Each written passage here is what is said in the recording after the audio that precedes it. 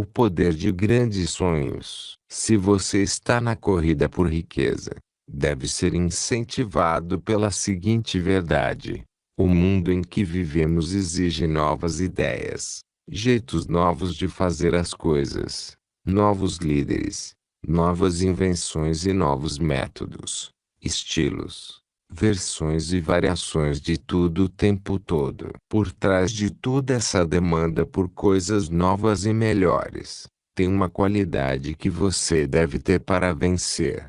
E ela é a definição do objetivo, o conhecimento do que você quer e um desejo ardente de tê-lo. Se você realmente deseja riqueza, lembre-se de que os verdadeiros líderes do mundo sempre foram pessoas que aproveitaram e puseram em prática as intangíveis e invisíveis forças da oportunidade. Líderes são as pessoas que convertem essas oportunidades em cidades, arranha-céus, fábricas, transporte, entretenimento e todas as formas de conveniência que deixam as coisas mais fáceis, mais rápidas, melhores ou simplesmente tornam a vida mais agradável. Ao traçar os planos para adquirir sua cota de riqueza, não se deixe diminuir por ninguém por ser um sonhador. Para ganhar o grande prêmio nesse mundo em transformação, você precisa pegar o espírito dos grandes pioneiros,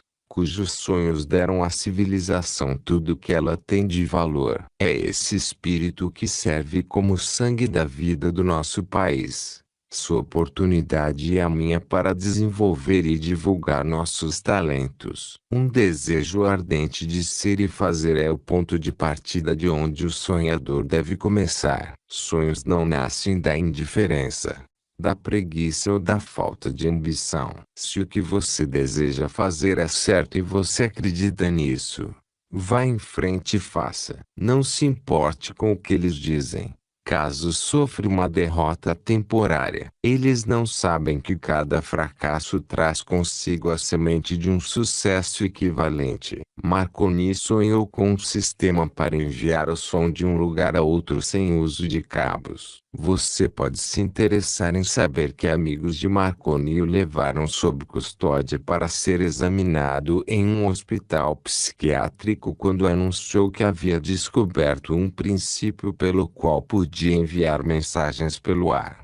Evidências de que ele não sonhou em vão podem ser encontradas em todos os rádios e aparelhos de televisão, telefones celulares, satélites de comunicação e outros equipamentos sem fio vírgula do mundo. Felizmente, os sonhadores de hoje vivem melhor. Hoje o mundo é cheio de oportunidades que os sonhadores do passado nunca conheceram. Se você duvida disso, se está se sentindo destruído por um fracasso recente, vai descobrir em breve como esse fracasso pode ser seu bem mais valioso. Quase todo mundo que alcança o sucesso na vida começa mal e passa por muitas dificuldades dolorosas antes de chegar lá. O ponto de transformação na vida daqueles que alcançaram o sucesso normalmente acontece no momento de alguma crise, pela qual são apresentados ao seu outro eu. Comentário: o conceito de Napoleão e o de outro eu é mencionado em outro trecho do livro,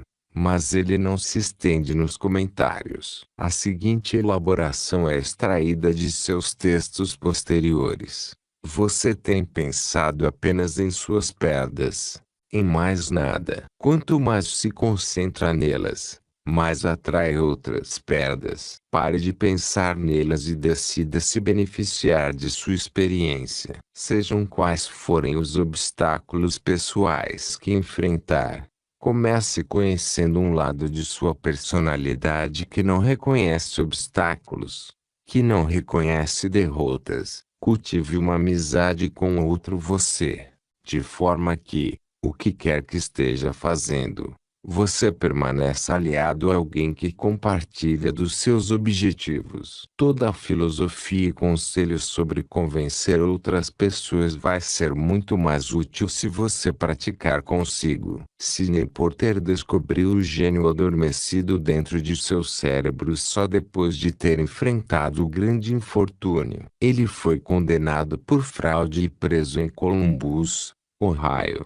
E foi lá que conheceu seu outro eu. Ele começou a escrever contos. Depois, ainda preso, começou a vender essas histórias para revistas sob o pseudônimo Henry. Usando a imaginação, ele se descobriu um grande autor em vez de um miserável criminoso e proscrito. Quando foi solto, o Henry era o escritor de contos mais popular do país. Comentário. Mais recentemente, em outra prisão, outro tipo de escritor conheceu seu outro eu, e a música country ganhou um de seus mais talentosos compositores e um de seus maiores astros. Quando Merle Haggard era criança, a casa da família era um vagão reformado em Bakersfield, Califórnia. Depois que o pai morreu, quando Merle tinha 9 anos, a casa mais comum para o jovem foi uma série de centros de detenção juvenil. Aos 16 anos,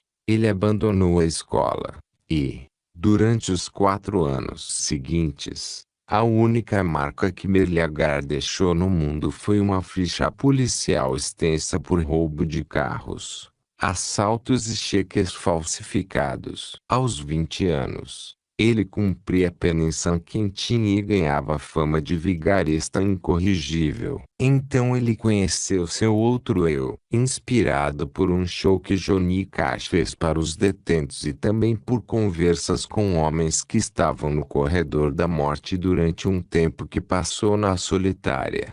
Haggard aprendeu que tinha outro eu e esse eu tinha alguma coisa a dizer por meio da música. Quando saiu da solitária, Haggard pediu o trabalho mais duro que a prisão tinha a oferecer. Inscreveu-se em cursos noturnos na penitenciária. Emendou-se e conseguiu a condicional depois de 2 anos e meio. Voltou a Bakersfield, onde cavava valas durante o dia para poder aperfeiçoar suas composições e se apresentava à noite. Em 3 anos conseguiu um contrato com uma gravadora. Em 5 chegou à lista dos 10 mais e seguiu em frente até se tornar uma das vozes mais influentes na moderna música country. Thomas Edison sonhou com uma lâmpada que poderia funcionar com eletricidade e começou onde estava a pôr seu sonho em prática. Ele falhou mais de 10.000 vezes. Apesar dos fracassos, persistiu naquele sonho até finalmente ser levado a descobrir o gênio que dormia dentro de seu cérebro. Comentário. Dean Kamen conheceu seu outro eu bem cedo na vida. Adolescente, Kamen fundou a própria empresa, produzindo e vendendo sistemas de controle para shows automatizados de som e luz. Ele ainda estava no ensino médio quando assinou o contrato para automatizar a bola da véspera de Ano Novo na Times Square. Embora tenha ido para a universidade, não se formou porque estava ocupado demais trabalhando em algo que chamava de autosseringa, a primeira bomba de infusão para administrar terapias medicamentosas. Sua invenção foi aclamada como um marco na medicina, como muitas outras de suas criações, que incluem uma revolucionária máquina de hemodiálise, uma bomba de insulina para diabéticos, um stent aprimorado para pacientes cardíacos e mais de 150 outros aparelhos que patenteou. Um dia, vendo a dificuldade que um cadeirante enfrentava para subir na calçada, Kamen decidiu criar um aparelho que liberasse as pessoas confinadas a cadeiras de rodas. O resultado é o iBot, um revolucionário equipamento com rodas que usa computadores e um sistema de giroscópios estabilizadores que imitam o funcionamento do corpo humano. Ele não apenas sobe em calçadas, como sobe e desce escadas, Percorre quase todo tipo de terreno acidentado e permite ao usuário se levantar e ficar na mesma altura de uma pessoa em pé. E faz isso tudo sem o usuário precisar sair do aparelho ou pedir ajuda a alguém. Em 2001, Kamen chegou às primeiras páginas quando apresentou o Segway, um aparelho de transporte individual baseado em sua tecnologia e-bot. É um aparelho de duas rodas que parece um scooter e se move para frente, para trás, para a esquerda, para a direita e para sem o usuário fazer mais que mover o corpo. É tão sensível que é quase como se obedecesse aos pensamentos do usuário. O Segway pode ser uma invenção que vai mudar o mundo, com possibilidades de aplicação para trabalho e viagem que desafiam a imaginação. Enquanto escrevemos, o Segway já é utilizado para movimentação em grandes galpões e está sendo testado por departamentos de polícia e funcionários do Correio. Enquanto o Departamento de Trânsito e a Prefeitura debatem sobre se o Segway deve andar na rua ou na calçada, Dean Kamen já tem um novo sonho. Dessa vez o sonho é uma invenção que pode literalmente levar luz a alguns dos recantos mais escuros da Terra. Kamen desenvolveu um gerador elétrico não poluente que pode usar quase qualquer coisa como combustível. Mas o mais extraordinário é que ele criou um revolucionário sistema fechado, de forma que o aquecimento do motor é usado para purificar 37 litros de água potável por hora. Essa incrível invenção pode levar água potável a regiões do mundo onde a água contaminada mata milhões e, ao mesmo tempo, fornecer uma fonte de energia elétrica barata e confiável. Dean Kamen não é um acadêmico escondido em algum laboratório por aí. Kamen é um inventor. Mas, como Thomas Edison, também é um empreendedor e homem de negócios criando e comercializando equipamentos que estão mudando a percepção pública do que é um inventor. Henry Ford, pobre e sem escolaridade, sonhou com uma carruagem sem cavalos. Trabalhou com as ferramentas que tinha, sem esperar a oportunidade favorecê-lo. E agora a evidência de seu sonho circula por toda a Terra. Ele pôs mais rodas em movimento que qualquer homem que já viveu porque não teve medo de defender seus sonhos. Comentário: Steven Hobbes e Steve Wozniak, dois desistentes da universidade, sonharam produzir e vender computadores que a pessoa comum pudesse usar. Como Ford, trabalhando com as ferramentas que tinham, construíram o primeiro computador Apple na garagem da família de Hobbes e, como Ford, não tiveram medo de defender seus sonhos. Depois de mostrar o protótipo para um comerciante local, receberam uma encomenda de 25 máquinas. Hobbes vendeu seu Volkswagen, e Woz vendeu sua cara calculadora científica Hewlett-Packard para levantar os $1,3 mil e começar a nova empresa. Pegaram o dinheiro, convenceram os fornecedores de equipamentos eletrônicos da região a conceder a eles uma linha de crédito e começaram a produção do Apple. Eles revolucionaram a indústria de hardware e software.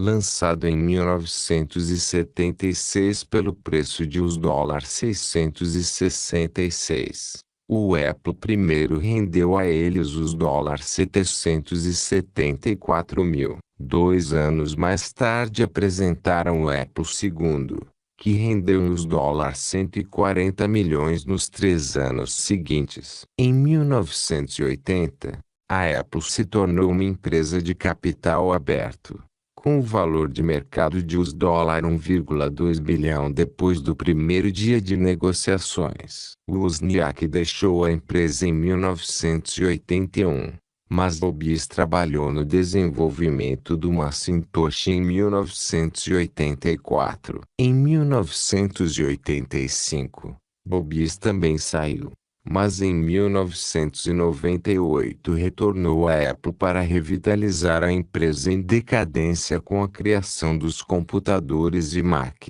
a companhia de animação Pixar, o iPod e o iTunes. Ao apresentar histórias de sucessos contemporâneos, os editores seguiram o estilo de Hill de usar pessoas reais para ilustrar os princípios do sucesso. Mas Napoleão Hill teve um raro privilégio. Diferentemente de qualquer um antes ou depois dele, teve a oportunidade de conhecer pessoalmente as pessoas mais poderosas e bem-sucedidas e descobrir que sonhos as inspiraram, que obstáculos enfrentaram e como encontraram coragem para superar seus fracassos. E conheceu muitos inventores e construtores de império que criaram as bases da indústria norte-americana do século XX enquanto ainda eram notícia, não história. Então, por mais de 25 anos, estudou os hábitos e descobriu os segredos das gerações seguintes,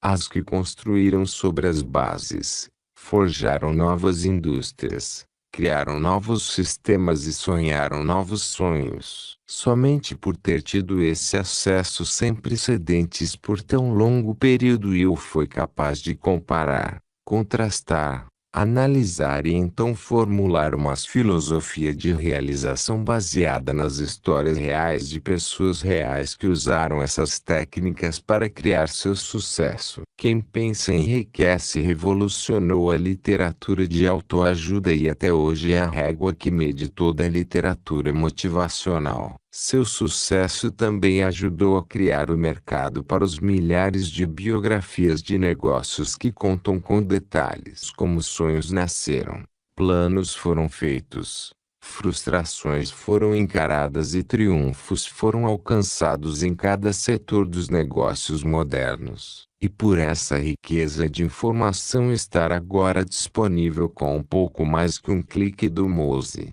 você pode ler, ouvir ou ver os maiores empreendedores e os mais bem-sucedidos seus atuais confirmando com as próprias palavras a verdade básica por trás de cada um dos princípios que Napoleão Hill explica neste livro. Os produtos ou serviços que eles vendem podem ser diferentes, mas a história de seu sucesso é a mesma.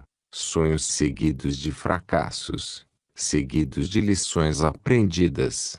Depois sucesso. Para cada Henry Ford, Thomas Edison ou Henrique Napoleão Hill cita para comprovar um argumento. Existe hoje um Steve Jobs, Dean Kamen ou Merle Haggard provando que os argumentos de Hill ainda são válidos. Existe uma diferença entre querer uma coisa e estar pronto para recebê-la. Ninguém está pronto para alguma coisa até acreditar que pode tê-la. O estado mental deve ser de crença, não só de esperança ou vontade. A mente aberta é essencial para acreditar. Mentes fechadas não inspiram fé, coragem e crença. Lembre-se, não é necessário mais esforço para querer muito da vida, buscar abundância e prosperidade do que para aceitar infelicidade e pobreza. Um grande poeta afirmou corretamente essa verdade universal em seus versos.